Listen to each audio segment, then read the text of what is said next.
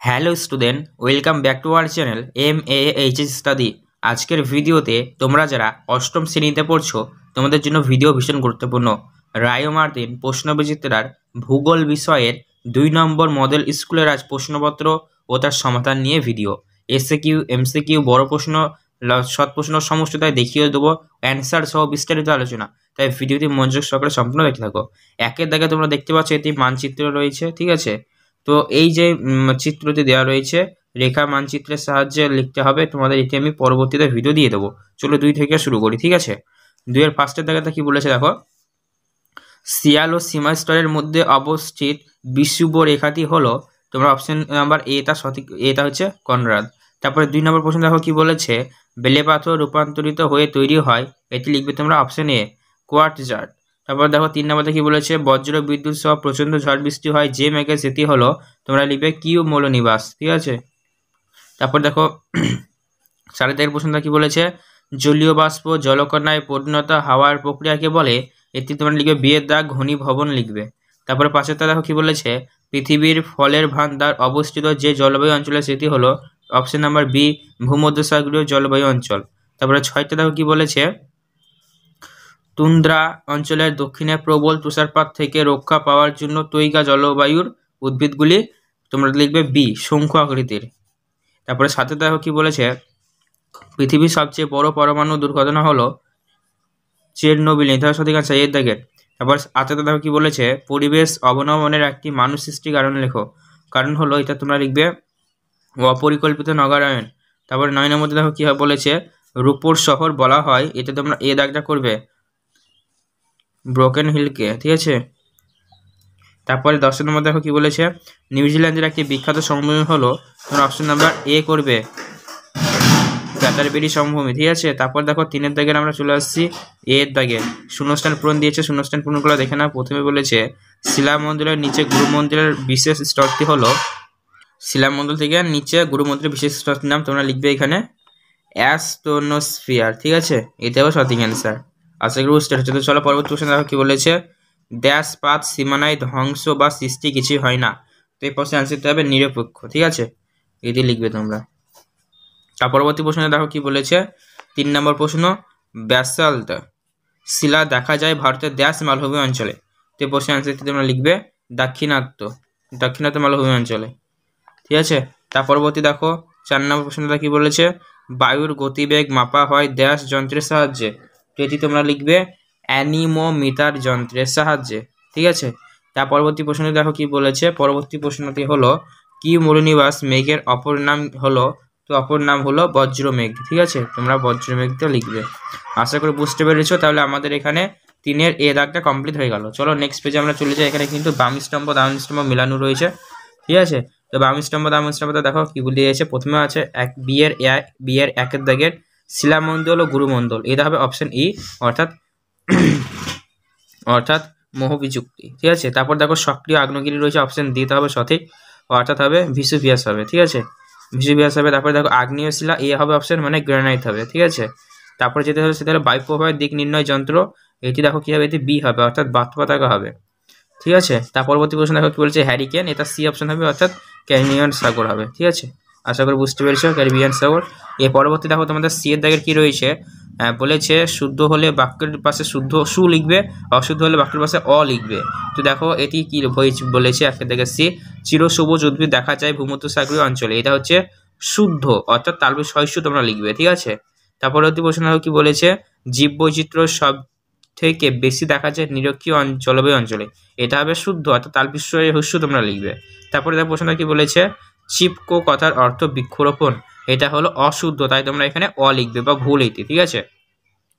তার পরবর্তী প্রশ্ন দেখো কি বলেছে, 4-এর জায়গায় সৌরশক্তি বায়ু শক্তি হলো পরিবেশ বান্ধব শক্তি, এটা হবে সত্য, অর্থাৎ শুদ্ধ, তাই তোমরা অ লিখবে, ঠিক আছে, শুদ্ধ। তো এটা এই সরি এটা এটা হচ্ছে শুদ্ধ, তাহলে তোমরা তালবি সহিষ্ণু লিখবে, ঠিক আছে। তারপরে প্রশ্ন দেখো কি বলেছে, 5-এরটা অস্ট্রেলিয়ার পম্পাস তৃণভূমি দেখা যায়, এটা হচ্ছে ভুল, অর্থাৎ অশুদ্ধ, তাই তোমরা এটা অ লিখবে, এটা কিন্তু শুদ্ধ, রাইট, হ্যাঁ। চলো পরবর্তী প্রশ্ন দেখো কি বলেছে, দিয়ে 1-এর দাগেরটা বলেছে লোহা সব থেকে বেশি কোথায় আছে, তো তোমরা এই প্রশ্নের আনসারটি দেখে নাও, লোহা সব থেকে বেশি কোথায় আছে, তোমরা অপশনটা লিখবে এখানে ভূগর্ভের কেন্দ্রে, ঠিক আছে, লোহা সব থেকে বেশি রয়েছে। পরবর্তী প্রশ্নে দেখো কি বলেছে, কোন যন্ত্রের সাহায্যে ভূমিকম্পের তীব্রতা মাপা হয়? তো এই প্রশ্নের আনসার তোমরা দেখে নাও, দিয়ে প্রশ্ন আনসার হবে সিসমোগ্রাফ, এটা হবে সঠিক অ্যান্সার। ঠিক আছে, পরবর্তী প্রশ্ন দেখো, পরবর্তী প্রশ্নতে কি বলেছে 3 নম্বরটা, কোন ভূমিকম্প তরঙ্গ ভূপৃষ্ঠে প্রথম পৌঁছায়? কোন ভূমিকম্প তরঙ্গ ভূপৃষ্ঠে পৌঁছায় সবচেয়ে আগে? এটা হবে পি তরঙ্গ। ঠিক আছে, সঠিক অ্যান্সার। পরবর্তী প্রশ্নে দেখো কি বলেছে 4টা, জীবাশ্ম কোন শিলায় দেখা যায়? এই প্রশ্ন আনসারটি তোমরা লিখবে, জীবাশ্ম দেখা যায় পাললিক শিলায়। ঠিক আছে, আশা করি বুঝতে পেরেছ, পাললিক শিলা। তার পরবর্তী প্রশ্ন দেখো কি বলেছে 5 দাগেরটা, মৌসুমী বায়ু কোন বায়ুর উদাহরণ? তো এই প্রশ্ন আনসারটি তোমরা লিখবে, নিয়ত বায়ুর উদাহরণ। ঠিক আছে, নিয়ত বায়ুর উদাহরণ। তাহলে তুমি কমপ্লিট হয়ে গেল। আশা করি বুঝতে পেরেছো। তোমাদের এই দিয়ের দাগের সব দাগ কিন্তু কমপ্লিট করে দিলাম।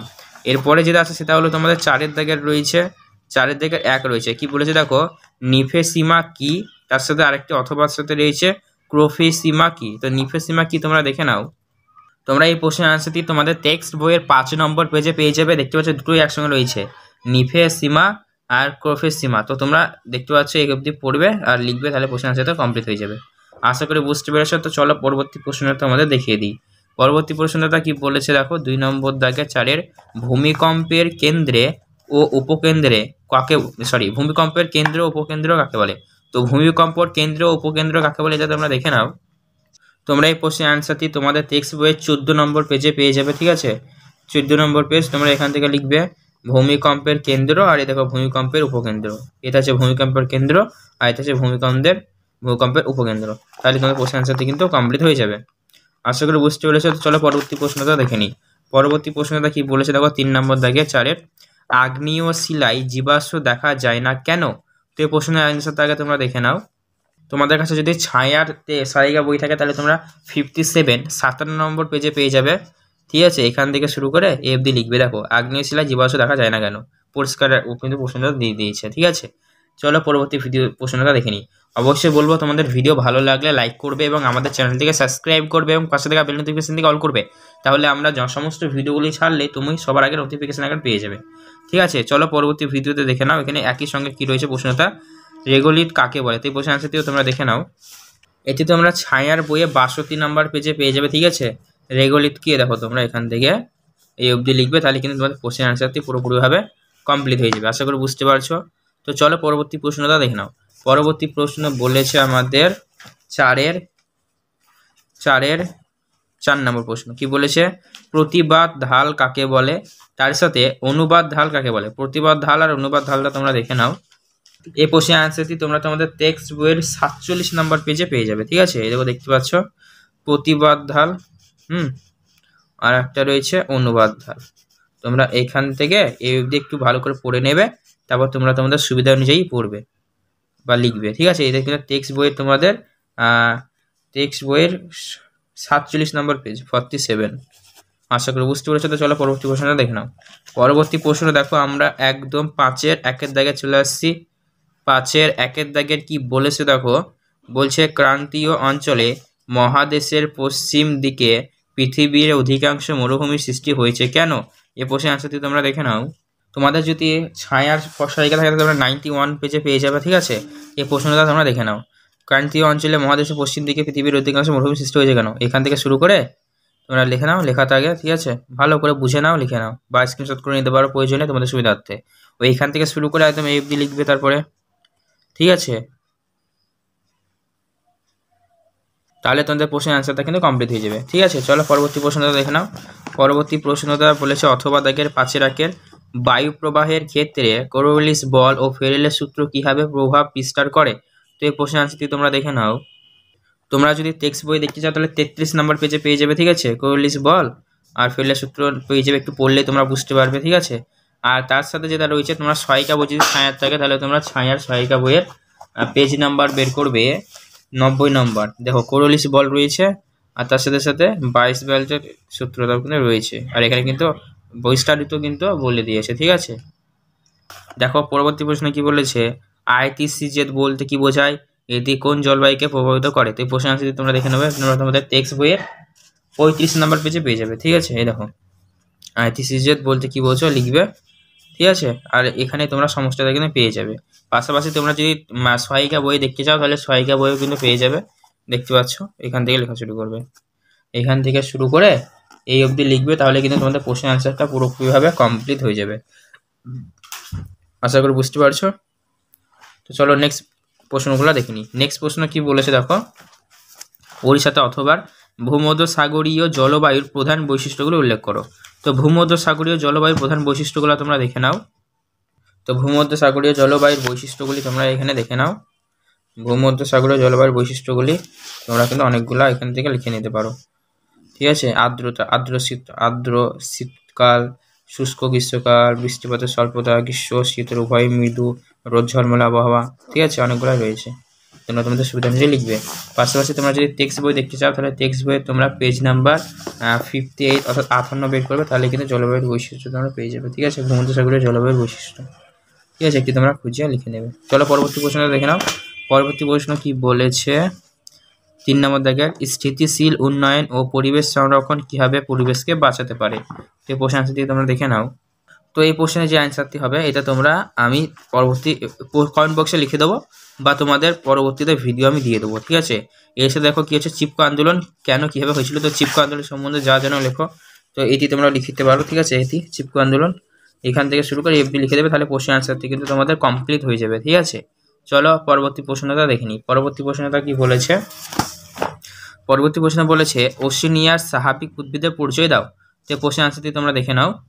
তো এই প্রশ্ন অ্যান্সারটি তোমরা দেখতে পাচ্ছ তোমাদের ছায়ার বই যদি থাকে তাহলে 272 নম্বর পেজে পেয়ে যাবে। ওশেনিয়ার স্বাভাবিক উদ্ভিদ, এতে লিখবে তোমরা। ঠিক আছে, এই দেখো এখান থেকে শুরু করে লেখা শুরু করবে তোমরা, এবং এইগুলাও লিখতে পারো, অনেক বড় করে আছে, তোমরা পড়ে নিয়ে শতের মধ্যে কিন্তু চাইলেই লিখতে পারো। ঠিক আছে, আশা করি বুঝতে পেরেছো। তো চলো পরবর্তী প্রশ্নটা দেখে নিই। পরবর্তী প্রশ্ন হচ্ছে কি বলেছে, মারে দার্জিলিং আবহাওয়িকা কৃষি ও পশুপালনের জন্য বিখ্যাত কেন। এই প্রশ্নটা তোমরা দেখে নাও। তো তোমরা ছায়া বইয়ে বের করবে 283 নম্বর পেজ যে থাকে, তো এখান থেকে দেখো মারে দার্জিলিং হবে কৃষিকাজ, এই পশুপালন। ঠিক আছে, এখান থেকে শুরু করে এফডি লিখবে, তাহলে কিন্তু প্রশ্নটা তোমরা কমপ্লিট। কি প্রশ্ন দেওয়া ছিল অ্যান্সার, কৃষি ও পশুপালন, তাহলে হ্যাঁ একই সেম টু সেম লিখবে তোমরা, কৃষিকাজ ও পশুপালন। এখান থেকে শুরু করে এটা হলো কৃষিকাজটা চলে গেল, আর এখানে হচ্ছে পশুপালন। ঠিক আছে, এই দেখো এখান থেকে শুরু করে এফডি লিখবে, তাহলে তোমাদের প্রশ্নের অ্যান্সারটি কিন্তু কমপ্লিট হয়ে যাবে। চলো পরবর্তী প্রশ্নগুলো দেখে নিই। পরবর্তী প্রশ্ন দেখো কি বলেছে, এটা আমাদের হয়ে গেল। এবার আমাদের 6 এর প্রশ্ন, নিরক্ষীয় ও মৌসুমী জলবায়ুর প্রধান বৈশিষ্ট্য কি কি। এই প্রশ্নের অ্যান্সারটি তোমরা দেখে নাও 6-1। তো নিরক্ষীয় জলবায়ু অঞ্চলের বৈশিষ্ট্যগুলো তোমরা এখান থেকে লিখবে। ঠিক আছে, নিরক্ষীয় জলবায়ুর বৈশিষ্ট্য। ঠিক আছে, তোমাদের সুবিধা অনুযায়ী লিখবে।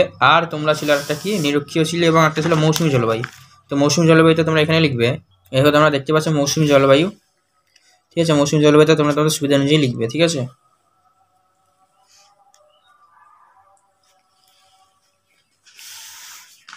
আশা করি বুঝতে পেরেছো। তো চলো পরবর্তী প্রশ্নটা দেখো। পরবর্তী প্রশ্নটা দেখো কি বলেছে, অথবা দাগের 1 ভূমধ্যসাগরীয় জলবায়ু অঞ্চলের অর্থ সামাজিক পরিবেশ ও জীবনযাত্রার পরিচয় দাও। এই প্রশ্ন অ্যান্সারটি তোমরা দেখে নাও।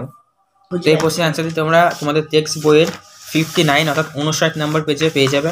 এখান থেকে শুরু করবে তোমরা লেখা, এখান থেকে দেখতে পাচ্ছ তোমরা অর্থ সামাজিক পরিবেশ ও জীবনযাত্রা, এখান থেকে শুরু করে লিখবে তোমরা, কিন্তু এইখান অব্দি লিখবে, তাহলে তোমাদের প্রশ্নের অ্যান্সারটা কমপ্লিট হবে। ঠিক আছে, পাশাপাশি তোমরা সহায়িকা বইও কিন্তু পেয়ে যাবে প্রশ্নের অ্যান্সারটি, সহায়িকা বই থেকে তোমাদের দেখিয়ে দিচ্ছি। ঠিক আছে, তোমরা মিলিয়ে নাও।